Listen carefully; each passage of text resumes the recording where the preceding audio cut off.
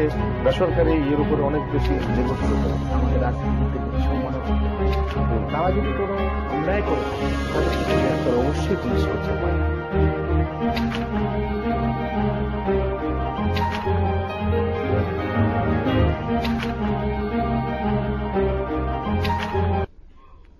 শুভরাত্রি সুপ্রিয় দর্শক, আমি ওহিদুজ্জামান শুরু করছি মোহনা টেলিভিশনের সংবাদ বিশ্লেষণধর্মী নিয়মিত অনুষ্ঠান শীর্ষ সংবাদ। আমাদের অনুষ্ঠানে কয়েকজন বিশিষ্ট অতিথি রয়েছেন, আমরা প্রথমে তাদের সাথে পরিচিত হই। আমার ডান দিক থেকে রয়েছেন দেশের স্বনামখ্যাত সাংবাদিক, লেখক, কলামিস্ট, দৈনিক জনকণ্ঠের নির্বাহী সম্পাদক স্বদেশ রায়। এরপর রয়েছেন রাজনৈতিক বিশ্লেষক ডক্টর মঞ্জুর চৌধুরী। এরপর রয়েছেন ঢাকা বিশ্ববিদ্যালয়ের অধ্যাপক, কলামিস্ট শেখ হাফিজুর রহমান কার্জন।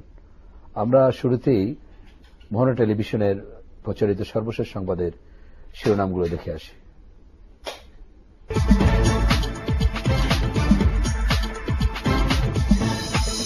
দশম জাতীয় সংসদ নির্বাচনের ভোট গ্রহণকাল প্রস্তুতি শেষ করেছে নির্বাচন কমিশন, সতর্ক আইনশৃঙ্খলা বাহিনী। সন্ত্রাসীদের তাণ্ডব, শতাধিক ভোট কেন্দ্রে আগুন, নির্বাচন স্থগিত করার সুযোগ নেই জানালেন সিইসি, হরতাল অবরোধ চলছে। কয়েকটি কেন্দ্রে আগুন দিয়ে নির্বাচন কোনোভাবেই বাধাগ্রস্ত করা যাবে না মন্তব্য তোফায়েল আহমেদের। এবং প্রথমবারের মতো ভোট দেবেন না রাষ্ট্রপতি আব্দুল হামিদ, প্রধানমন্ত্রী শেখ হাসিনা ও বিরোধী দলীয় নেতা বেগম খালেদা জিয়া।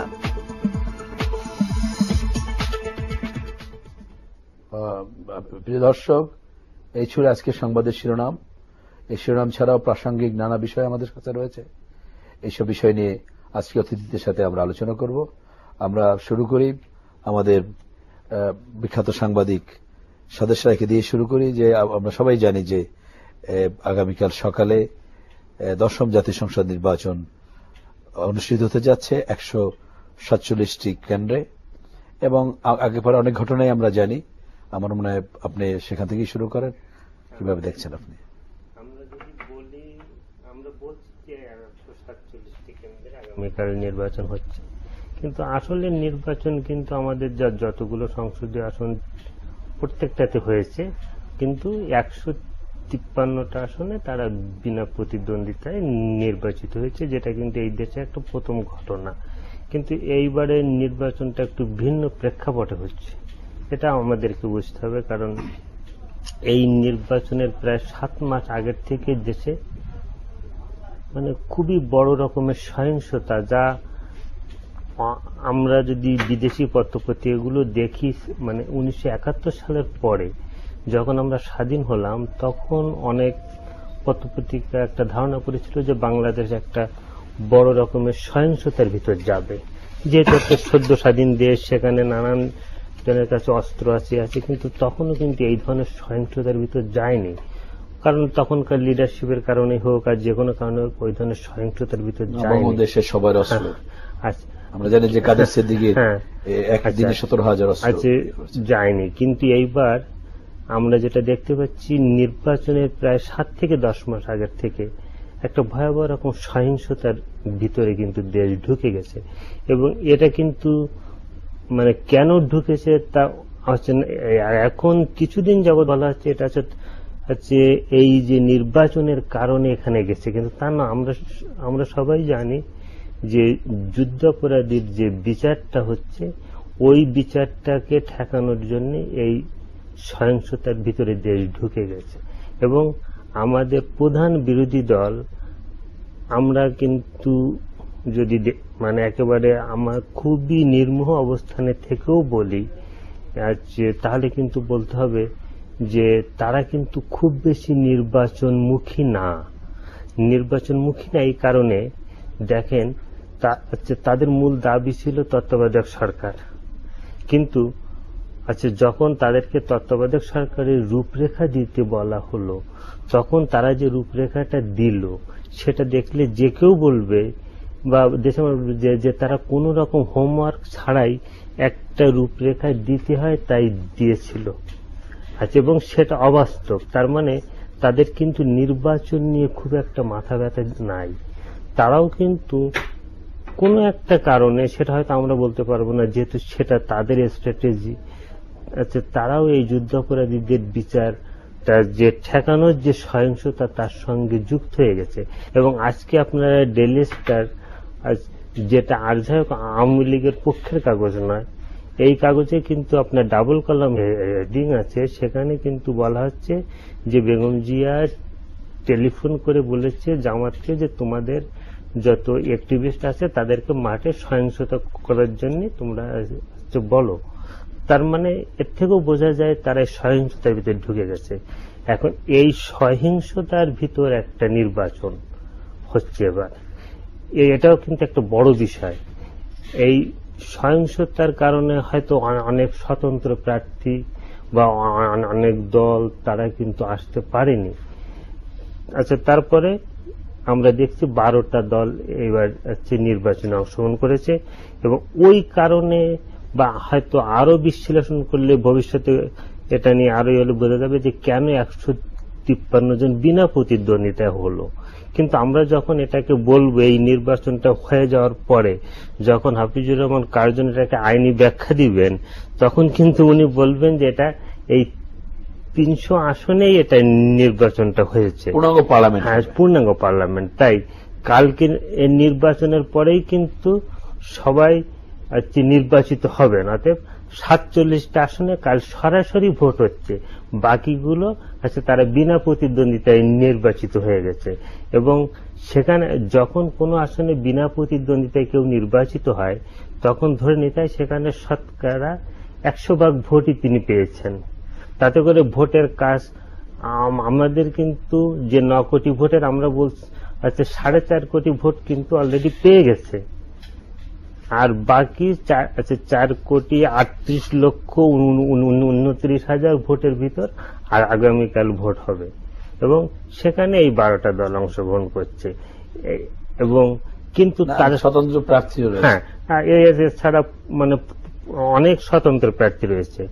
তারপরও আমরা একটা বিষয় যেটা খুবই লক্ষণীয় এখানে, যে এর পরও হয়তো আমাদের প্রধানমন্ত্রী উপলব্ধি করেছেন যে যেহেতু এই নির্বাচনে সব দল আসেনি, তাই এই 10ম পার্লামেন্টটা হয়তো 100% লেজিটিমেসি পাবে না।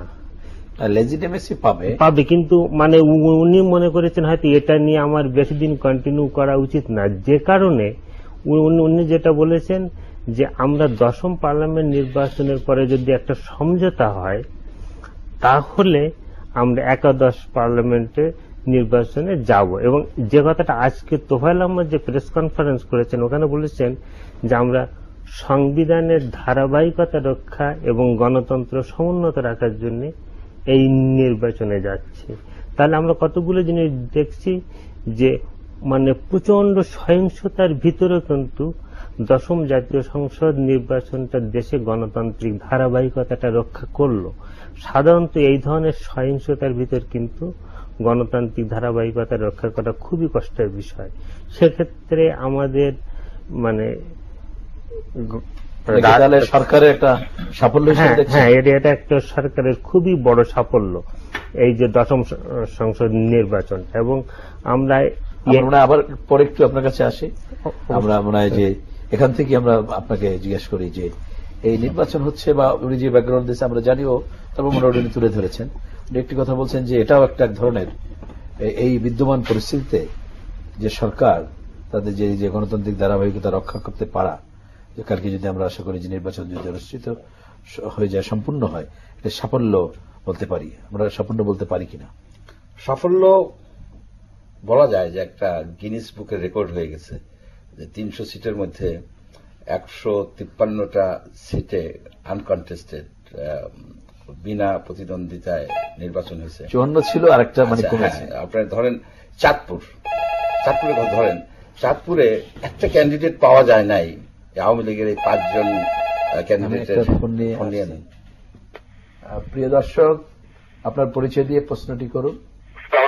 ওয়ালাইকুম আসসালাম। রংপুর থেকে নাবলু বলছি আমি। জি বলুন। আমার প্রশ্ন হচ্ছে যে 2-3 দিন সহিংসতা দেশে কম ছিল, কিন্তু খালেদা জিয়ার গণতন্ত্রের যে বিদ্যমাতা তারিখ দিয়ে বিজেপি তথা সর্বশেষ ডক্টর ওসমান ফারুক প্রধানমন্ত্রীর প্রতিষ্ঠান উনি যে বিজেপি তারপর দলের কর্মীদের দিয়ে নেতৃত্ব কমিটি দ্বারা করছেন এই যে সংসদের তৈরি করছে সেই ভোট সঙ্গী ভোট প্রতিহত করবেন সন্ত্রাস করবেন কোনটা, এটা আজকে আমার প্রশ্ন। ধন্যবাদ আপনার। না, যেখানে বলছিলাম যে আপনার চাঁদপুর, সেখানে একটা যদি এটা পরেও দিতে পারবেন, আপনাদের কাছে একটা ওপেন কোশ্চেনও আছে যে এই যে শামসুল মোমিন চৌধুরীর সাথে আলোচনা, ওটা পরে আসি, ওটাও আলোচনার একটা উপাদান। তারপর ধরুন জয়পুরহাট, সেখানে কোন ক্যান্ডিডেট পাওয়া যায় না। রাজবাড়ী, শরীয়তপুর, হ্যাঁ, মাদারীপুর, এখানে কোন ক্যান্ডিডেট। কিন্তু গোপালগঞ্জে কিন্তু 3টি আসনেই নির্বাচন হচ্ছে, অথচ গোপালগঞ্জে সবচেয়ে বেশি আওয়ামী লীগের প্রভাব সেখানে কিন্তু হচ্ছে। অর্থাৎ প্রধানমন্ত্রী যে কয়টি আসনে করছেন তার সবকটি ইলেকশন হচ্ছে। এই একটা জিনিস যে যার ফলে বাংলাদেশের প্রায় 50% বেশি লোক ভোট দেওয়ার সুযোগ পান নাই। কিন্তু বাংলাদেশের কনস্টিটিউশনে আছে, আমাদের সংবিধানে আছে, সরকার হবে প্রত্যক্ষ ভোটে। এখানে যেভাবেই হোক প্রত্যক্ষ ভোটে তারা কিন্তু নির্বাচন। এই যে তাহলে আমরা আসি, এই যে সুযোগ পেল না, এই দায়টা কার? দায় কিন্তু শুধুমাত্র আপনি এক পক্ষকে দিতে পারবেন না, যে এ দায় শেখ হাসিনার, এ দায় খালেদা জিয়ার, এ দায়টা আমাদের সামগ্রিক রাজনৈতিক প্রক্রিয়ার ব্যর্থতা। আপনি দেখুন, এই যে বিএনপি আসে নাই ইলেকশনে, কিন্তু অন্যান্য যে ইন্ডিপেন্ডেন্ট যেসব ক্যান্ডিডেট আছে, বহু লোক আছে যারা এই এমপি ইলেকশনে আসতে চায়, উৎসাহ আছে, উদ্দীপনা আছে। কেন আসলো না? এক ভাগ ভোট, স্বাক্ষর না, সেটাও আসতে হবে। তারা এই নির্বাচন কমিশনের উপরে যথেষ্ট আস্থা রাখতে পারেন নাই। তারা যদি আস্থা রাখতে পারেন, কিন্তু অনেক জায়গায় কিন্তু সাবমিট করেছিল, বাতিল হয়েছে। ওই যে এক ভাগ ভোট স্বাক্ষর সম্মিলিত দিতে হবে, সেটা চ্যালেঞ্জ হয়েছে, ঠিকমতো হয়নি, লিস্ট নাম্বারে কিভাবে হয়েছে? আপনি ধরেন 2 লক্ষ ভোটার আছে, সেখানে 2000 দিতে হবে, 2000 সাইন করা আপনার দরখাস্ত দিতে হবে। যে বলল যে ওই ভোটার ওনার সিগনেচার নকল, জাস্ট ওই কথার উপরে ভিত্তি করে ক্যান্সেল করে দিল। রিটার্নিং অফিসার যাদেরকে করা হয়েছে, ডিসি সাহেবরাদেরকে করা হয়েছে। ডিসি সাহেবরা কারা? ডিসি সাহেবরা সাধারণত সরকারের কথা শুনেন, এটাই বাস্তবতা এবং এটাই হতে হবে। এখানে যেমন নির্বাচন কমিশনের যারা নির্বাচন পরিচালনা করেন, যারা নির্বাচন কমিশনের পার্মানেন্ট স্টাফ, তারা বলছিলেন কি যে আমাদেরকে রিটার্নিং অফিসার করেন। আপনি দেখেন মহিউদ্দিন সাহেবের যখন ইলেকশন হলো চিটাগাঙে, সেখানে যে রিটার্নিং অফিসার ছিলেন উনি কিন্তু নির্বাচন কমিশনেরই একজন ঊর্ধ্বতন মহিলা স্টাফ ছিলেন এবং উনি কিন্তু যথেষ্ট বিভাগীয় লেভেলে আছে, আমাদের সারা দেশের জেলা লেভেলে। ঠিক আছে, বিভাগীয় লেভেলে থাকলেও তো আপনি বিভাগীয় লেভেলেও কয়েকজন অফিসারও কিনা নির্বাচন কমিশনের যারা রিটার্নিং অফিসার হতে পারেন, তাদের উপরে কেন আমরা আস্থা রাখতে পারি না? কেন আমাদের ফোন নিয়ে আমরা আলোচনা আসি। প্রিয় দর্শক, আপনার পরিচয় দিয়ে প্রশ্ন করুন। আসসালামু আলাইকুম। ওয়ালাইকুম আসসালাম। আমি আফিজুদ্দিন, ঢাকা ড্যামরা থেকে বলছি। জি বলুন। আমার হাফিজুল স্যারের সাথে আমার প্রশ্ন, গণতান্ত্রিক উপায়ে ক্ষমতা বোমা মারে কি গণতন্ত্র উদ্ধার করা যাবে স্যার? ধন্যবাদ, আপনি আমাদের সাথে থাকুন। পরের প্রশ্নের উত্তর দিন। আমরা যেটা বলছিলাম যে আস্থাহীনতার যে কারণগুলি ঘটেছে, এবং এইখানে যে আমাদের একটা সুন্দর সিস্টেম ছিল, কেয়ারটেকার সিস্টেম, এই কেয়ারটেকার সিস্টেমটা হঠাৎ করে উঠিয়ে দেওয়াও একটা ভায়োলেন্সের একটা কারণ। তবে উঠিয়ে দেওয়ার পেছনেও আমি যে শুধুমাত্র আওয়ামী লীগকে দোষারোপ করবো তা না। এই যে মওদুদ সাহেব বর্তমানে উনি জেলে আছেন, ওই সাহেব আপনি কি করলেন, হঠাৎ করে এই 2/3 মেজরিটির সুযোগ নিয়ে জাজদের বয়স বৃদ্ধি করে দিলেন। বৃদ্ধি করে উনি সেখানে একটা চালাকি করতে গেছিলেন, এটা বুদ্ধিমত্তার কাজ করেন নাই। যার ফলে যে আস্থাহীনতা সৃষ্টি হয়েছে, সেই আস্থাহীনতা সহজে যে যাবে, এক দল যে আরেক দলের সাথে আন্ডারে থেকে নির্বাচন করবে, এটা একটা অবাস্তব চিন্তা। আজকে কি চিন্তা করেন যে তারেক রহমান যদি প্রধানমন্ত্রী হয় কিংবা খালেদা জিয়া যদি প্রধানমন্ত্রী থাকে, তার আন্ডারে কি বাংলাদেশ আওয়ামী লীগ নির্বাচনে যেতে পারে কিনা? পারে না। ঠিক তেমনি বিএনপিও পারে না। একটা কথা আমার বলার দরকার আছে। আমার একটা প্রশ্ন আপনাকে, যে 2001-এ যে নির্বাচন হয়েছে সেটি পুরোপুরি তত্ত্বাবধায়ক সরকারের অধীনে হয়েছে। সেই নির্বাচন নিয়ে আমরা যারা দেশের সাধারণ মানুষ, একেবারে টেকনাফ থেকে তেঁতুলিয়া পর্যন্ত বিতর্ক আছে। সেই নির্বাচনে সেই সময় আমরা জানি যে তৎকালীন প্রধানমন্ত্রী শেখ হাসিনা যখন দায়িত্ব দিয়ে ফিরে এলেন, গণভবনে দেখলেন তার সমগ্র লাইনগুলো বিচ্ছিন্ন, টেলিফোন লাইন, বিদ্যুৎ মানে পানির লাইন, নানা ধরনের হয়রানি হয়েছিল। এবং ভোটের দিন আমরা দেখেছি সারা দেশেই মানুষ সুস্থভাবে ভোট দিতে পারে নাই। এবং এই ঢাকা শহরে আমি নিজেও অবজারভার ছিলাম, আমি ঢাকা শহরে দেখেছি যে 5টা বাজতে আর 5 মিনিট বাকি, তখনও 45-6% ভোট কাস্ট হয়েছে। পরে দেখা গেল সেই ভোট 90 ইভেন 100 আপ হওয়ার কারণে নাকি ঢাকা শহরে 3 দিন রেজাল্ট বন্ধ ছিল। তাহলে আপনি কি বলবেন যে 2001-এর নির্বাচন সুষ্ঠু হয়েছিল? 2001-এর নির্বাচন নিয়ে কথা ছিল, 91-এর নির্বাচন নিয়েও কথা ছিল, আপনার 96-এর নির্বাচন নিয়েও অভিযোগ তুলেছে, কিন্তু ব্যাপক যে 2001-এর নির্বাচনে মূলত ব্যাপক অভিযোগী, যেটাকে অনেকে সালসা বলে, সেই লতিফ, সাইদ সাহেব যে নির্বাচন কমিশনার ছিলেন, এবং বিশেষ করে তথ্য সরকার প্রধান যে লতিফ, জাস্টিস লতিফের যে ভূমিকা, লতিফুর রহমান। সুতরাং সেটা আমরা জানি বাংলাদেশের সর্বোপরি যে তত্ত্বাবধায়ক সরকার, তারপর অনিল এমেনে নানা কারণে একটা বিতর্কিত জায়গা আসছে। এ ব্যাপারে একটু হাফিজুর রহমান কার্জনের কাছে শুনে, আইনের ছাত্র। যে প্রশ্নটা আমাকে করেছেন, ধন্যবাদ ডক্টর ওহিদুজ্জামান, আমাকে যে প্রশ্নটা দর্শক করেছেন যে ক্ষমতা হস্তান্তরের উপায়টা কি, সেটা অবশ্যই গণতান্ত্রিক উপায়।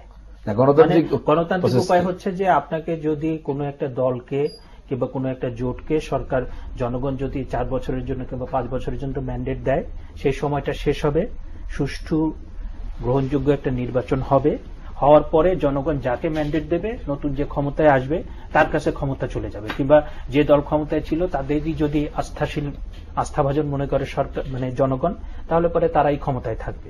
সেটা হচ্ছে গণতান্ত্রিক উপায়। এখন বিষয়টা হচ্ছে কি, যে নির্বাচনটা 10ম জাতীয় সংসদ নির্বাচন কালকে হতে যাচ্ছে, এটা যদি সকল দলের অংশগ্রহণে যদি একটা সুষ্ঠু সুন্দর নির্বাচন হতো, কারণ এই নির্বাচনে কিন্তু আমরা উত্তাপ লক্ষ্য করছি না, খুব নিরুত্তাপ একটা নির্বাচন, এটা অস্বীকার করার কিছুই নেই। ইতিমধ্যে আমরা জানি যে 153টা আসনে নির্বাচিত হয়েছেন, আর 147টা আসনে হবে। হ্যাঁ, তারপরে ধরেন যে বাংলাদেশের মানুষ কিন্তু সবসময় উৎসব মুখর পরিবেশে। একটা ফোন নেই আবার, একটু সরি। প্রিয় দর্শক, আপনার প্রাসঙ্গিক প্রশ্ন। ওয়ালাইকুম আসসালাম, আমি জাকির হোসেন ভোলা থেকে বলছি। জি বলুন। আমার প্রশ্ন হলো যে এটা গণতান্ত্রিক, আমরা সবাই বলি, আজকে তারেক জিয়া বলতেছে গণতন্ত্রের কথা, যে যারা স্বাধীনতার বিরোধী তারা পৃথিবীর সকল দেশেই তারা তো গণতন্ত্রের পরিপন্থী, আমরা জানি।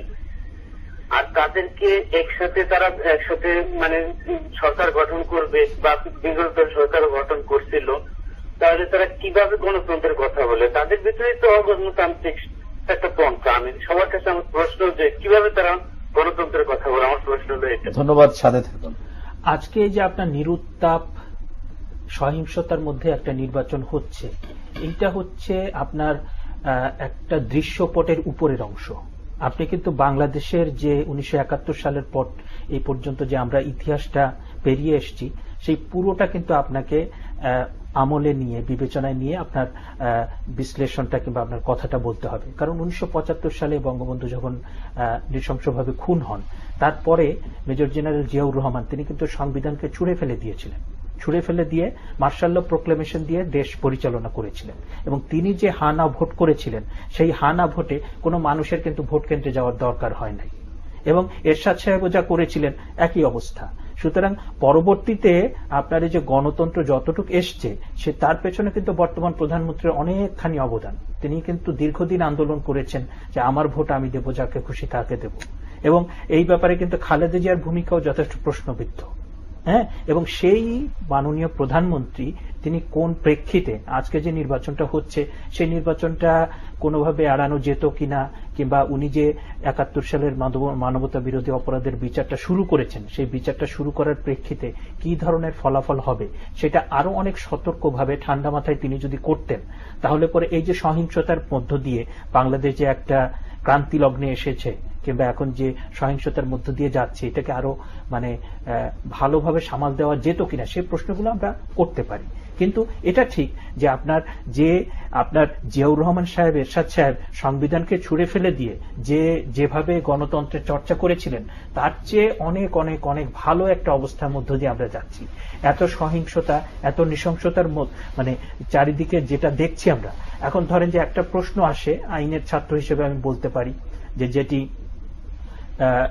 রাজনৈতিক বিশ্লেষক মঞ্জুর সাহেব তুলেছেন, যে 65 অনুচ্ছেদে যেটা বলা হয়েছে যে আপনার সরাসরি জনগণের সরাসরি ভোটে, প্রত্যক্ষ ভোটে মানে সরাসরি ভোটে, তাদের সরাসরি ভোটে আপনার যারা নির্বাচিত হবেন, জাতীয় সংসদের তারা নির্বাচিত হবেন। এইটা হচ্ছে একটা অনুচ্ছেদ। আবার আরেকটা অনুচ্ছেদ আপনার 123-এ, সেখানে কিন্তু বলা হয়েছে যে আপনার যখন জাতীয় সংসদের মেয়াদ শেষ হবে তার 90 দিন আগে নির্বাচন হতে হবে। যদি সেটা না হয়, জাতীয় সংসদ যদি কোনো কারণে ভেঙে যায়, তাহলে ভেঙে যাওয়ার 90 দিন পরে। দুটো অনুচ্ছেদ, আপনি যে কোনো বিষয়ে কনস্টিটিউশনের মধ্যে একই বিষয়ে কিন্তু 3টা অনুচ্ছেদ থাকতে পারে, 5টা অনুচ্ছেদ থাকতে পারে। সুতরাং আপনার যেটা হয় ইন্টারপ্রিটেশনের কোয়েশ্চেন, যখন কনস্টিটিউশন ইন্টারপ্রিটেশনের কোয়েশ্চেন আসে আমরা কিন্তু হারমোনিয়াস ইন্টারপ্রিটেশনের কথা বলি, যে এমনভাবে কনস্টিটিউশনকে ব্যাখ্যা করতে হবে যাতে প্রত্যেকটা অনুচ্ছেদের অর্থটা সাযুজ্যপূর্ণ থাকে এবং তাতে করে সেই সাযুজ্যপূর্ণ অর্থ দিয়ে সেখানে যেটা বলা হয়েছে সেটা যেন আমরা অর্থবহভাবে সেটাকে চর্চা করতে পারি। হ্যাঁ, কিন্তু যদি সেটা না হয়, যেমন 65 অনুচ্ছেদে আমরা দেখছি একরকম কথা বলা হচ্ছে, 123-এ অন্যরকম কথা বলা হচ্ছে, কারণ আজকে বিএনপি কিংবা তার প্রতি সহানুভূতিশীল যারা, তারা বলছেন যে জনগণের সরাসরি ভোটে এটা হয়নি, সুতরাং এই নির্বাচন একটা প্রহসনের নির্বাচন। আবার ওদিকে সরকার বলছে যে সাংবিধানিক শূন্যতা যেন না হয় সেই জন্য নির্বাচনটা করা হচ্ছে। এরকম যখন কনফ্লিক্টিং সিচুয়েশন, যে দুটো অনুচ্ছেদের দুটো কথা বলছে, তখন কিন্তু আপনাকে একটা হারমোনিয়াস ইন্টারপ্রিটেশনের দিকে যেতে হবে এবং আপনাকে বুঝতে হবে যে কোন সিচুয়েশনটা। এখন যদি বাংলাদেশে কোনো নির্বাচন না হতো তাহলে পরে কনস্টিটিউশনাল ভ্যাকুয়াম হতো এবং সেই ক্ষেত্রে সরকারই সঠিক পথে যাচ্ছে বলে। এখানে একটা প্রশ্ন আপনাকে করি, ওই দুই অ্যাঙ্গেল থেকে। যেমন কনস্টিটিউশনে আছে যে প্রধানমন্ত্রী নির্বাচিত প্রধানমন্ত্রীর কাছে ক্ষমতা হস্তান্তর করবে, যে কথাটি আমাদের জনকণ্ঠের সম্পাদক সদস্য সাহেব বললেন, যে এই যে নির্বাচন করাটা এটা একটা সাকসেস, কারণ নির্বাচন না করতে পারলে এটা সরকারের দায়িত্ব নির্বাচন করা ব্যর্থতা, এবং নির্বাচন না করে সরকার কিন্তু ক্ষমতায় থাকতো, তাহলে সেই সরকারের লেজিটিমেসি আরো অনেক বেশি প্রশ্ন করা যেত। লেজিটিমেসি প্রশ্ন করার কোনো উপায় না, মানে কারণ সরকার যা করেছে প্রসিডিউরালি এভরিথিং ইজ কারেক্ট। আমি বলছি যে যদি নির্বাচন না করতে, যদি সবকিছু কারেক্ট হয় তাহলে লেজিটিমেসি নিয়ে আপনি কোনো প্রশ্ন করতে পারবেন না। আমি সে বলছি না, লেজিটিমেসি নিয়ে প্রশ্ন করা যাবে জিয়াউর রহমান সাহেব, লেজিটিমেসি নিয়ে প্রশ্ন করা যাবে এরশাদ সাহেব, কারণ তারা কনস্টিটিউশনকে ছুঁড়ে ফেলে দিয়ে সেটা মারিয়ে তারা করেছেন। কিন্তু এই সরকার যা করেছে সেটা কিন্তু অ্যাজ পার কনস্টিটিউশন, এবং খালেদা জিয়া ইভেন আপনার 96-এ যেটা করেছে সেটাও কিন্তু অ্যাজ পার কনস্টিটিউশন। হ্যাঁ, সুতরাং আমি সেখানে আসছি, মানে যারা প্রশ্ন করতে চায়, জি যে কথাটা আপনি বলছেন, তাহলে তারা তো আরো বেশি প্রশ্ন করতে পারতো যে নির্বাচন না করেই প্রধানমন্ত্রী তার নিজের ক্ষমতা ধরে রেখেছে। যদিও সাংবিধানিকভাবে সেই প্রক্রিয়া আছে যে কোনো অবস্থায় যদি নির্বাচন না হয় তাহলেও তো সরকার থাকবে, কে থাকবে, সে প্রধানমন্ত্রী থাকবেন আর একটা ইলেকশন না করা পর্যন্ত। কিন্তু যারা ওই যে কথাটা বলছেন যে যারা সিম্পিটিজার, মানে এই বিরোধী দলের প্রতি, তারা বা যারা নানাভাবে এই নির্বাচনটা করার বিপক্ষে, তারা একটা প্রশ্ন করেছেন যে সংবিধানের যে সাবসেকশন 2 অনুযায়ী যে পার্লামেন্ট ভেঙে দিয়ে তারপর 90 দিনের মধ্যে নির্বাচন করা। তো যদিও আমার যতটুকু ধারণা আইনের, আমি 123-2, কিন্তু সেক্ষেত্রে কিন্তু হবে আগে। রাশেদ খান মেনন খুব চমৎকার একটা কথা বলেছেন। আমি তো আপনার কাছে আসি যে আমি আইনের ছাত্র পরে যেটা বুঝেছি যে সেটি মূলত যদি আগে কখনো ভেঙে যায়, কিন্তু এটা পরে বোঝায় না, কিন্তু কেউ বলতে চাচ্ছে যে এখন ভেঙে দিয়ে 90 দিন নিয়ে তার একটা সময় পাওয়া, এটা আপনি কি মনে করেন? আচ্ছা, আমরা আসছি, একটা আমাদের ব্রেকে যেতে হবে, এই প্রশ্নটাই রেখে আমরা ব্রেকে যাচ্ছি, ব্রেকের পরে আমরা এই প্রশ্নের উত্তর শুনব। প্রিয় দর্শক, আমরা ছোট্ট একটা বিজ্ঞাপন বিরতিতে যাব, আমাদের সাথে থাকুন। সুপ্রিয় দর্শক, ধন্যবাদ আমাদের সাথে থাকার জন্য। আমরা আলোচনা আবার ফিরে আসছি। আমি আবার একটু আপনাদের সাথে আমাদের অতিথিদের সাথে পরিচয় করে দিই। আমাদের সাথে রয়েছেন জনকণ্ঠের নির্বাহী সম্পাদক জনাব স্বদেশ রায়, এরপর রয়েছেন রাজনৈতিক বিশ্লেষক জনাব মঞ্জুর চৌধুরী, এবং রয়েছেন ঢাকা বিশ্ববিদ্যালয়ের আইনের অধ্যাপক শেখ হাফিজুর রহমান কার্জন। আমরা কার্জনের কাছেই ফিরে আসলাম সেই আইনি ব্যাখ্যায় যে যারা পার্লামেন্ট ভেঙে দিয়ে এই সময় আরো এক্সটেন্ড করা যেত কিনা। হ্যাঁ, সেই কথাটা আমি বলছি যে আপনার পার্লামেন্ট ভেঙে দিয়ে আপনি কনস্টিটিউশনাল একটা ভ্যাকুয়াম করে তাতে পরিস্থিতি কিন্তু আরো নাজুক হতো। কারণ আমি যেটা চাই কনস্টিটিউশনাল কোনো ভ্যাকুয়াম না, আপনি যে সাংবিধানিক কাঠামোর স্কোপ আছে কিনা, যে এই মুহূর্তে পার্লামেন্ট ভেঙে দিয়ে কাঠামোর মধ্যে সব আপনি সাংবিধানিক কাঠামোর মধ্যে স্কোপ তো অবশ্যই আছে, এবং সাথে সাথে সাংবিধানিক কাঠামোর মধ্যে স্কোপ না থাকলেও সব পক্ষ যখন একমত হয় তখন সবই সম্ভব। 1990 সালে যখন আমরা এরশাদ বিরোধী আন্দোলন করেছিলাম তখন ওই আমাদের যে 3 জোটের রূপরেখা তার মধ্যে সেটা অনুযায়ী যা কিছু হয়েছে তার কোনো কিছুই তৎকালীন আপনার ওই সংবিধানের মধ্যে ছিল না। পরবর্তীতে একাদশ এবং দ্বাদশ সংশোধিত পরবর্তীতে সেটিকে আপনার বৈধতা দেওয়া হয়েছে। সুতরাং সবাই যদি একমত হয় সবকিছুই সম্ভব, এবং সেই কথাটা কিন্তু আমাদের সিইসি বারবার বলেছেন যে সকল রাজনৈতিক দল যদি সম্মত হয় তাহলে পরে তফসিল আপনার স্থগিত করা সম্ভব। তিনি কিন্তু ওই ঐক্যমতের উপর কথাটি বলেছেন, এবং তার মূল ফিলোসফিটা হচ্ছে সেটা যদি না হয় এবং সেখানে একটা ম্যালাফাইড ইন্টেনশন থেকে যায়, কারণ কিছু কিছু পক্ষ এখানে অতি উৎসাহী যে তারা একটা কনস্টিটিউশনাল ভ্যাকুয়াম করে। কারণ আমার কিন্তু যেটি মনে হয় যে বর্তমানে নির্বাচন ক্ষমতা হস্তান্তর এর চেয়ে অনেক বেশি গুরুত্বপূর্ণ হচ্ছে 71 সালে মানবতা বিরোধী অপরাধের যে বিচার চলছে সেই বিচারটা চলবে কি চলবে না সেইটা কিন্তু মূল বিষয়। কারণ এখানে কিন্তু সরকারের একটা দৃঢ় ইচ্ছা কিংবা তার একটা আকাঙ্ক্ষা যে 71 সালে যারা মানবতা বিরোধী অপরাধ করেছিল সেই বিচারটাকে এগিয়ে নিয়ে যাওয়া, এবং যারা ইতিমধ্যে কনভিকশন যাদের শাস্তি হয়েছে সেটাকে কার্যকর করা, এবং অন্য একটা পক্ষ তারা জাতীয় এবং আন্তর্জাতিকভাবে নেমেছে এটাকে বানচাল করার জন্য। সুতরাং সেই মূল বিষয়টাকে আপনি যদি মানে সেটাকে যদি আমলে না নিয়ে সবকিছু বিচার বিশ্লেষণ করা তাহলে আসল সত্যটা কিন্তু তাহলে মানে এটা এক ধরনের মেলাফাইডি ইন্টেনশন থেকে আপনি মনে করেন? আমি তো মনে করি, আমার মনে হয় যে কারণ আজকে যেটা আরেকটা প্রশ্ন এসছে যে গণতন্ত্র চাও নাকি 71 সালে মানবতা বিরোধী অপরাধের বিচার সেটা চাও, আমি কিন্তু সবই চাই, এবং আমি মনে করি সবই চাই। আমার গণতন্ত্র দরকার, আমার মানবতা বিরোধী অপরাধের বিচার দরকার, বাংলাদেশের উন্নয়ন দরকার, কিন্তু আমার প্রায়োরিটাইজ করতে হবে যে 42 বছর মানবতা বিরোধী অপরাধের বিচার হয়নি, সেই বিচারটা গণতন্ত্রের জন্য সেই বিচার দরকার। হ্যাঁ, গণতন্ত্রের জন্য বাংলাদেশকে সামনে এগিয়ে নেওয়ার জন্য সেই বিচারটা দরকার। আমরা একটু আসি, একজন দর্শকও বলেছে, আমরা পেপার পত্রিকাও দেখেছি, আমরা দুটো জিনিস আছে। একটা হলো যে শামসের মুবিনের সাথে যে একটা সংলাপের কথা আসছে যে সেখানে, আরেকটা হলো যে আজকে আমরা দেখেছি যে বেগম খালেদা জিয়ার জ্যেষ্ঠ পুত্র তাদের বিএনপির senior vice chairman Tarique Zia, তিনি একটি ওই তথাকথিত যে সেই ভিডিও ফুটেজের যে রাজনীতি তার ধারা একটা বক্তব্য তিনি দিয়েছেন। সেখানে নানা কথা আছে, এমনকি 72-এর সংবিধান নিয়ে প্রশ্ন তুলেছেন যে সেটা জন আকাঙ্ক্ষার পরিপন্থী। এ বিষয়ে আপনার কাছে আমি এই কথাটাই বলছি, আমি জনাব কার্জনের কথা ধরেই বলছি। উনি একটা কথা বলেছেন যে আমরা গণতন্ত্র চাই না মানবাধিকার হত্যাকারী মানে হচ্ছে মানবাধিকার লঙ্ঘনকারীদের বিচার চাই 71-এর, না উন্নয়ন চাই, এগুলো আমাদের এখন সেটেল করতে হবে।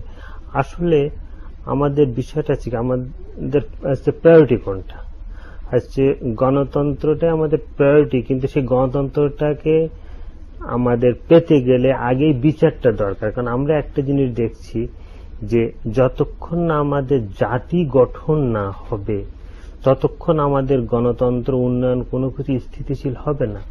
এবং আমরা কিন্তু 71 সালে একটা ঐক্যবদ্ধ জাতিতে তৈরি হয়ে আমরা যুদ্ধটা করেছিলাম, এবং জাতিটা গঠিত হতে যাচ্ছিল। বঙ্গবন্ধু মারা যাওয়ার পরে এটিকে কনফিউজ করে দেওয়া হলো। আমরা নানান রকম করে ফেলছি। এই মানবতা বিরোধী অপরাধীদের বিচার করার ভিতর দিয়ে আজকে আমরা যে শাহবাগ প্রজন্মকে দেখেছি, তাতে করে আমরা কিন্তু বুঝতে পারছি আমাদের জাতি গঠিত হচ্ছে, এবং শেখ হাসিনা কিন্তু সেই কাজটাই করছেন এবং তাকে 2008-এ কিন্তু সেই ম্যান্ডেটটাই জনগণ দিয়েছিল। আর আজকে তারেক রহমানের ভিডিও ফুটেজে কিন্তু সেইটির বিরুদ্ধেই কথা বলা হয়েছে, কিন্তু খুব ক্যাটাগরিক্যালি। উনি কিন্তু বলেছেন যে 72-এর সংবিধান গণ আকাঙ্ক্ষা বিরোধী। আচ্ছা, তার মানে গণ আকাঙ্ক্ষা বিরোধী মানে সোজা কথায় গণবিরোধী। এর থেকে যেটা বোঝা যায়, মানে এর থেকে যেটা একদম স্পষ্ট হয়ে যায় যে আমরা যে জাতি গঠনের দিকে এগিয়ে যাচ্ছি এই বিচার করে, উনি কিন্তু সরাসরি তার বিপরীতে এই মানে অপরাধীদের যে অবস্থানটা মানে জামাত ইসলামী বা এই যুদ্ধাপরাধীদের যে আমাদের 72 সংবিধানের বিরুদ্ধে অবস্থান, উনি সেইখানে এবং আমাদের পুরো রাষ্ট্রের যে বহুল চেতনা পুরো রাষ্ট্রে দাঁড়িয়ে গেছেন। এবং এর সঙ্গে সঙ্গে আজকে আরো একটা জিনিস মানে এখানে আমাদের স্পষ্ট করা দরকার, যেটা বিচারপতি হাবিবুর রহমান বলেছেন, যে আমাদের কি মানুষ রক্ষা আগে দরকার না গণতন্ত্র রক্ষা আগে দরকার। আমরা গত 8 মাস আমরা বাংলাদেশে কি দেখতে পাচ্ছি? না, কেউ কেউ প্রশ্ন করে স্বাধীনতা সার্বভৌমত্ব আগে না গণতন্ত্র আগে, এবং এগুলো কিন্তু মানে খুবই একসঙ্গে জড়িত।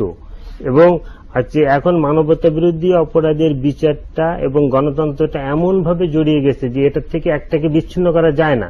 আজকে যদি একটা নির্বাচন হয় এবং সেই নির্বাচনে যদি মানবতা বিরোধী অপরাধীদের ছেড়ে দেওয়া হয়, মানে যারা ক্ষমতায় আসে, তাহলে কিন্তু সেখানে গণতন্ত্র আসবে না। যারা মনে করছেন রাষ্ট্রটা হুমকির মধ্যে পড়ে, হ্যাঁ, এবং যারা মনে করছেন যে এইরকম একটা নির্বাচন হলে হয়তো মানে সবাই মিলে এই মুহূর্তে একটা নির্বাচন করলেই গণতন্ত্র আসবে, কিন্তু যদি মানবতা বিরোধীদের বিচার না করা হয় তাহলে গণতন্ত্র আসবে না, বরং দেশ আরো গৃহযুদ্ধের ভিতর যাবে। এখনো তো কিন্তু আমরা স্বীকার করি আর না করি, গত 8 মাস যেটা আমাদের চলছে এটা মোটামুটি একটা কিন্তু সিভিল ওয়ার, এবং সিভিল ওয়ার বিরুদ্ধে এক ধরনের, হ্যাঁ, এটা কিন্তু সিভিল ওয়ার।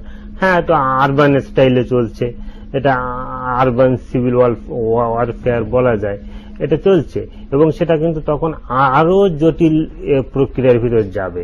অতএব আমরা যেটা দেখতে পাচ্ছি, দেশ এখন যেভাবে এগোচ্ছে, এইভাবে এগিয়ে যদি যুদ্ধাপরাধীর বিচার সম্পন্ন করতে পারে, তাহলে আলটিমেট আমরা দেখতে পাবো কিন্তু গণতন্ত্র একটা ভালো জায়গায় যাবে, এবং আমাদের জাতি গঠন প্রক্রিয়াটাও কিন্তু খুব শক্ত অবস্থানে যাবে। সেই দিন হয়তো আজ যারা আমরা প্রশ্ন তুলছি যে 10ম জাতীয় সংসদ নির্বাচনটা প্রশ্নবিদ্ধ, তখন আমরা হয়তো এটা বলে বসতে পারি যে না, ওইটা একটা ঐতিহাসিক নির্বাচন ছিল। কারণ আমাদের মনে রাখা উচিত 70-এর নির্বাচনও কিন্তু সত্যিকার অর্থে একটা পার্টি করেছিল, এই পূর্ববঙ্গে আওয়ামী লীগ আর মুজফফরনগর। সেখানে কিন্তু বড় পার্টি মৌলানা ভাসানীর ন্যাপ আসেনি, এবং মৌলানা ভাসানীর ন্যাপ না আসাতেই কিন্তু আমরা স্বাধীনতা পেয়েছিলাম। তা আজকে আমাদের স্বাধীনতা রক্ষার প্রশ্ন আসছে, সেই ক্ষেত্রে এই নির্বাচনও কিন্তু 70-এর নির্বাচনের মতো একটা ঐতিহাসিক নির্বাচন হতে পারে। এখন আমরা ওইটাই আসছি যে টেলিফোন সংলাপ, যে 72-এর সংবিধান, যেটা আমাদের মুক্তিযুদ্ধে অর্জিত এবং যাকে বলা হয় যে লাখো শহীদের রক্তের আখরে লেখা একটি দলিল, তো সেই সংবিধানকে জন আকাঙ্ক্ষার পরিপন্থী বলা হয়েছে। এই কোন জনগণ? এখানে একটা কমেন্ট আমি করি যে তারেক রহমান বা বিএনপি 72-এর সংবিধানের এগেইনস্টে বলছে। আওয়ামী লীগ কি করছে? ওরা তো বলছে আওয়ামী লীগ 72-এর সংবিধানে ভিতরে যাইতে চাইছে, 72-এর সংবিধানে সে ফিরে যাবে, এ ধরনের একটা কথা ছিল। সেখানে তারা কি করলো 15th অ্যামেন্ডমেন্টে, যে রাষ্ট্র ধর্ম ইসলাম। আমরা আসবো না, আমরা আসি একটু স্পেসিফিক, যদি আমরা এটাকে মিলাই ফেলেন না, যে মূল হলো 72-এর সংবিধান, সেখানে বলতে যেটা বোঝায় 72-এর সংবিধান, হ্যাঁ, আছে পরে আসি আমরা, সেই ভ্রান্তি আমরা আসবো। পার্টিকুলার যে জায়গা, সেটা জাতির কাছে কিন্তু প্রশ্ন, এটা কিন্তু আপনি আমাকে প্রশ্ন করে নাই, বা আওয়ামী লীগের টেবিলেও এটা না, এটা কিন্তু একটা ওপেন মিডিয়াতে এবং আরেক মহাদেশ থেকে এটি ছুড়ে দেওয়া হয়েছে। সেই সংবিধানকে একটা সেকুলার, একটা ধর্ম নিরপেক্ষ, একটা জাতি রাষ্ট্রের আশা আকাঙ্ক্ষার যে তারই একটা দলিল ছিল, কি জন আকাঙ্ক্ষার পরিপন্থী ছিল? ছিল না। কিন্তু আওয়ামী লীগ 3/4 মেজরিটি নিয়ে এসে কি করলো, যে সেই দলিলটাকে ভিতরে সে ঢুকাই দিল কি, রাষ্ট্র ধর্ম ইসলাম। এটা ছিল জিয়াউর রহমানের, এটা ছিল এরশাদ সাহেবের, সামরিক শাসক এরশাদ সাহেবের একটা ইচ্ছা, সামরিক মেজাজে সেটা করছে। কিন্তু সেটাকে লেজিসলেটিভ অ্যাপ্রুভাল দিল কে? আওয়ামী লীগ ধরে না, ভুল তো। আচ্ছা, না, আওয়ামী লীগ দেয়নি তো, এটা তো ওই সময় তো এটা না, আমাকে বলতে দেন, থাকেনি, অ্যামেন্ডমেন্টটা পাস হয় তো, আসলে আপনি ক্যান্সেল করেন নাই কেন? ক্যান্সেল করেনি, এটা উনি যেটা বলতে চাচ্ছেন বুঝতে পেরেছি, উনি যেটা বলতে চেয়েছেন যে 15 অ্যামেন্ডমেন্ট যে আপনারা বাতিল করে দেন সেখানে এটা না দিয়ে আপনি বলেন কি রাষ্ট্র ধর্ম ইসলাম করলেন। একটা দিন আসবে এটা দিয়ে মামলা যদি করে, আপনারা দুইজনই আইনের লোক, যে ডিসি সাহেব মুসলমান না হইলে হবে না, আইন আসতে পারে। আমি উদাহরণ দেই, রাষ্ট্র ভাষায় বাংলা, আপনি যে ফরাসি ভাষায় একটা দরখাস্ত রাখেন, শিউরে ফেলে দিবে, বলবে কি যে রাষ্ট্রভাষা বাংলা, তুমি বাংলা আনতেই হবে তোমার। ঠিক তেমনি রাষ্ট্রধর্ম ইসলাম, ইসলামিক লোক থাকতে হবে, ডিসি এসপি, এটা সেটা একটা দিন আসবে, ধীরে ধীরে ধীরে ধীরে সেই দিকে যাচ্ছে। সেটার লেজিসলেটিভ অ্যাপ্রুভালটা আওয়ামী লীগ। এইটা যে জাতির সাথে এক ধরনের বিশ্বাসঘাতকতা করা হয়েছে। আমরা যখন আওয়ামী লীগকে 2008 29শে ডিসেম্বর আমরা যখন ভোট দিছি, সবাই সাপোর্ট করছে, উৎসাহ উদ্দীপনা নিয়ে। সেটা কি রাষ্ট্র ধর্ম ইসলাম করার জন্য? আপনারা এখন বলতেছেন যে এই নির্বাচন না হলে 70 নির্বাচনের সাথে। আমাদের দুঃখিত, কিছু মনে করবেন না, আমাদের সময় একটু সংক্ষিপ্ত। একটু হাফিজুর রহমান কার্জনের কাছে সেই প্রশ্নে যাই যে এই যে বেগম খালেদা জিয়ার নির্দেশনা ডেইলি স্টারে আসছে যে জামাতের প্রতি যে তাদের কর্মীদের কঠোর অবস্থানে রাস্তায় নামার জন্য, আবার তারেক জিয়ার সেই 72-এর সংবিধান জনগণের পরিবর্তে, এই বিষয়ে একটু সংক্ষিপ্তভাবে একটু মন্তব্য সময় পাবো আমি একটু অল্প সময়। আমি যেটা বলতে চাই যে ডক্টর মঞ্জুর যে কথাটা বললেন যে রাষ্ট্রধর্ম তো আসলে এরশাদ সাহেব করেছেন, সে দায়িত্ব আওয়ামী লীগের না, এবং আরেকটা যে ধর্মীয়করণ আপনার সংবিধানের, সেটাও জিয়াউর রহমান সাহেব করেছেন, সে দায়ও আওয়ামী লীগের না। এখন বিষয়টা হচ্ছে যে আপনার বুঝতে হবে, আমি আমার কথাটা শেষ করি। 1972 সালের বাংলাদেশ আর 2013 সালের বাংলাদেশ কিন্তু এক না, এই প্রেক্ষাপটটা আপনার বুঝতে হবে। এবং আওয়ামী লীগ যতটা করেছে, আপনি সেটাকে বলতে পারেন যে কিছুটা আপোষ করেছে না। একটা নির্বাচনী দল আপোষ করবে না, কি করবে? আপনি আওয়ামী লীগের জায়গায় থাকলে কি করতেন? আওয়ামী লীগ যতটা করেছে তাতেই বলেছে যে আপনার অপপ্রচার শুরু হয়ে গিয়েছে যে ইসলামকে তারা আপনার সংবিধান থেকে উঠিয়ে দিয়েছে। হ্যাঁ, আর যদি আপনার একটা মূল্যবোধের জায়গা থেকে অধিকাংশ মানুষের যে ধর্ম, অধিকাংশ মানুষের ধর্মকে পৃথিবীর সকল গণতান্ত্রিক দেশে যে সমস্ত দল ভোটের রাজনীতি করে, তারা কিন্তু একটা তাদের সেই মূল্যায়নটা তাদের করতে হয়, সেই রিকগনিশনটা করতে হয়, সেভাবেই তাদের চলতে হয়। তা আপনি এই সমালোচনা আমার কাছে মনে হয় যে বাস্তবতা বর্জিত একটা সমালোচনা।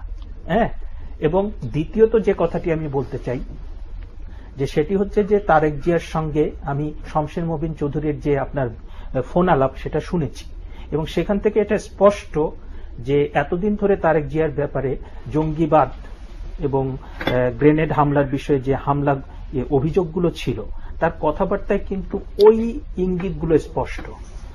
স্পষ্ট করে বলছেন যে অবরোধ, সহিংসতা, নাশকতা চলছে, সেটা কিন্তু চলতে হবে।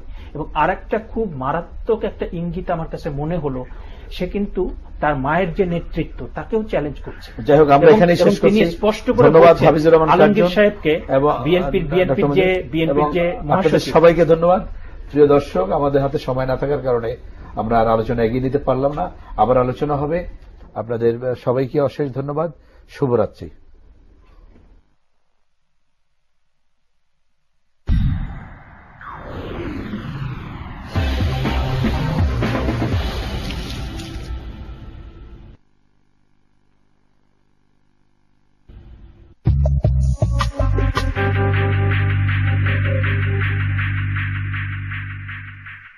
السلام عليكم ورحمة الله. قل اللهم فاطر السماوات